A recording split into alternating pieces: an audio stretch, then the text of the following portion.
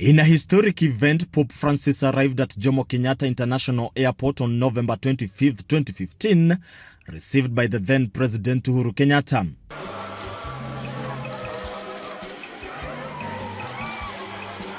Becoming the second Pope to visit Kenya after Pope John Paul II, who visited Kenya in 1985 and returned in 1995.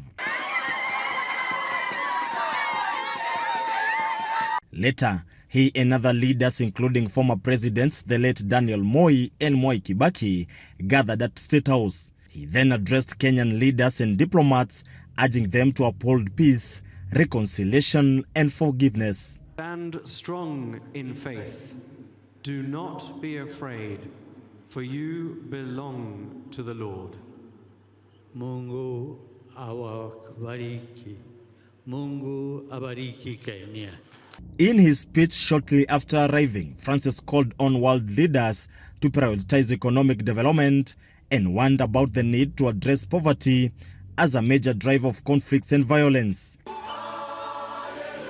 On the second day of his visit, he participated in interfaith dialogues promoting faith and unity among different religious communities.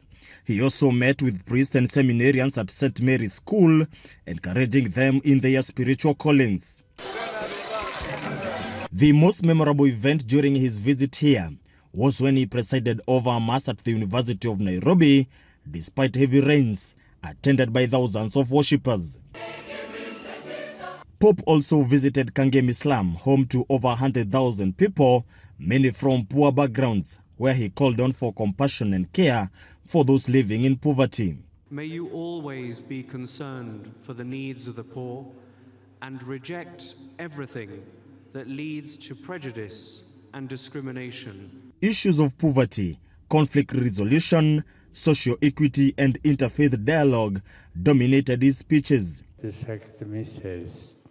The climax of his visit was at Kasarani grounds, where he joined thousands of youths, urging them to be at the forefront of driving change before a farewell event at Jomo Kenyatta Airport as he departed for Uganda.